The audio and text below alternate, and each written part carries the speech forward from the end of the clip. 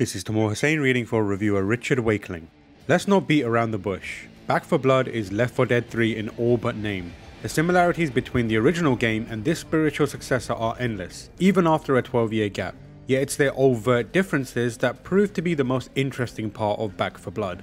It still maintains all of the familiar hallmarks of Left 4 Dead, only now these new foundations are interspersed with contemporary ideas befitting of the modern era, resulting in a game that captures what you might expect from a reanimated Left 4 Dead in the year 2021.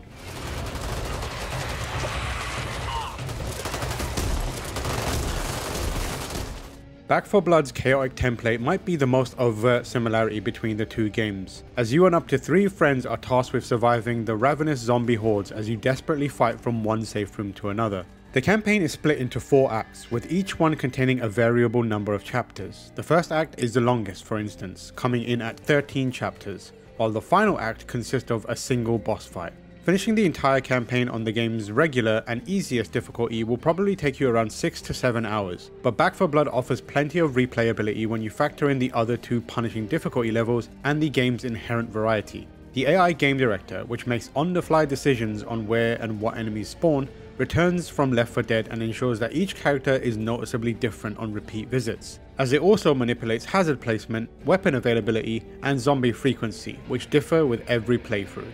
You're also faced with the same kinds of objectives throughout the campaign, whether that means simply making it to the next safe room alive, alerting the horde in order to remove an obstacle and progress forward, or defending a location until you're able to escape. It's familiar territory if you've ever played Left 4 Dead, and this works in Back 4 Blood's favour when it begins to veer from that exact formula. During one chapter you find a safe room almost immediately, but instead of escaping you have to locate and rescue a group of survivors first. There are more interesting examples too, including a chapter that sees you stumble upon a decimated police station where the only way out is locked by a hand scanner. Not only do you have to find a dead guy's severed arm to unlock it, but whoever picks it up is forced to wield the limp as a morbid weapon while you mash your way back to the door. There's another chapter where you have to plant explosives on a ship and escape before it blows, while one of Back 4 Blood's best moments occurs in a bar as you're tasked with creating a distraction so another group of survivors can slip away unnoticed.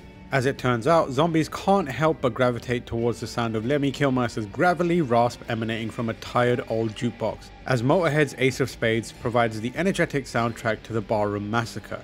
Not every objective is quite as exciting though. There are a few too many instances where you have to destroy pulsating zombie nodes before being able to progress, and the final chapters in 3 of the 4 acts are disappointingly anticlimactic and tedious.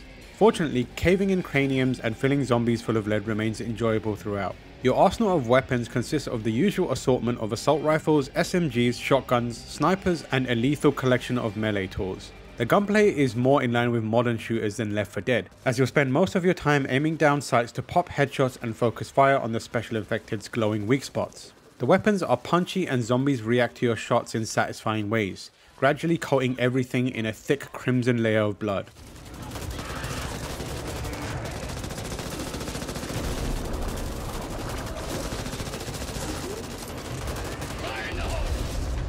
There are other modern touches too, including color-coded weapon rarities, because of course there are. Each of the 8 playable characters begins with a specific primary and secondary weapon, but you'll acquire more firearms as you loot abandoned houses and spend copper to purchase new guns in the safe room's store. You can also find and purchase weapon attachments that will boost stats like firepower and accuracy, but these don't carry over if you swap weapons, which feels oddly restrictive. The most notable new addition, however, is the introduction of a deck building mechanic. As you complete chapters, you'll earn supply points that can be spent on acquiring more cards in order to build a custom deck of 15. The most basic cards provide small boosts to vital stats like health and ammo capacity, but you'll eventually gain access to more elaborate ones that have a tangible effect on the moment-to-moment gameplay. This might be a card that turns your bash into a knife, essentially giving you a 3rd weapon slot, or a card with a team-wide effect that provides everyone with a 30% damage increase whenever someone is incapacitated. You can even build a deck to suit a particular playstyle by focusing on healing-based cards to become the team's de facto medic, for instance, or boosting your health and using a card that heals with each melee kill to become the frontline tank. Meanwhile, the AI game director uses corrupted cards during each chapter to really emphasize Back 4 Blood's variety by challenging you with additional obstacles. One corrupted card shrouds the environment in a dense fog that makes it impossible to see a few feet in front of your face, while another introduces flaming zombies to the mix. These hazards become more devious on higher difficulty levels, yet it's tough to strategize and counter specific threats with your own cards when the corrupted ones are chosen at random, which does take away from the system's dynamism somewhat. This also contributes to some glaring balancing issues on every difficulty level. Unlike Left 4 Dead, which threw special infected at you every now and then, Back 4 Blood's strongest zombies come at you in an incessant stream of tall boys, hockers, and reekers. There's nothing particularly special about these abominations when they're almost ever present, so fighting each variation quickly becomes rote, and that's without mentioning their mostly one-note attacks that simply pin you into place. The special infected in Left 4 Dead didn't do much more than this either, but they were infrequent and each one felt unique. Music played a significant part in this, generating a feeling of simmering dread every time the witch's wailing theme would cut through the silence, or the tank announced its terrifying arrival with a thunderous orchestra. Back 4 Blood doesn't use musical cues, probably because it would be an auditory mess with how many special infected appear at one time. Give me some cover! Hey, catch!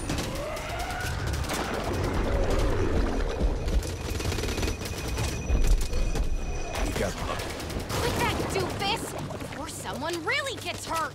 Playing with friends papers over these issues to some extent, and this is obviously where Back 4 Blood's co-op excels. If you don't have 3 friends to play with, the waiting times for matchmaking aren't too long via crossplay, and the game's handy ping system means you're able to communicate fairly well without having to talk to strangers. The quality of your teammates will inevitably vary, which is a problem when you can't vote to kick AFK players. This is a puzzling omission, especially when Back 4 Blood actively punishes you for playing solo. While you have the option to play through an entire campaign with 3 bots, doing so cuts you off from earning all of the game's rewards, including both supply points and trophies. This means that you can't unlock any cosmetic items or new cards for your deck, so you're forced to play with other people to make any kind of progress. Back 4 Blood is meant to be played cooperatively, but punishing people who want to play alone is unnecessary, particularly when it doesn't have the tools to deal with players who are wasting everybody else's time. Outside of the campaign, Back 4 Blood also features a PvP swarm mode where teams take turns playing as humans and the special infected. Rather than adopting the Left 4 Dead method of making the campaign competitive, Swarm locks you into a multiplayer arena where whoever survives as the humans the longest wins the round. It's fine for a few rounds, mainly because playing as the undead offers something different, but this isn't a mode you're likely to go back to. The campaign is Back 4 Blood's main draw, but you really need a group of friends to enjoy it to the fullest. As a spiritual successor to Left 4 Dead, it ticks almost all of the right boxes. The modern additions add to the game's variety and ensure that each run is unique, while the moment-to-moment gunplay is intense and incredibly gratifying. The overwhelming frequency of the special infected and their disappointing blandness is a downer, and the lack of some quality of life features makes playing with strangers more frustrating than it should be, especially when you're penalized for playing alone. The landscape of cooperative shooters has changed a lot in the past 12 years, and Back 4 Blood might not live up to the heights of Left 4 Dead at its peak. Nevertheless, Turtle Rock's return to the genre it created is still excellent fun, provided you have others to share in the zombie bashing.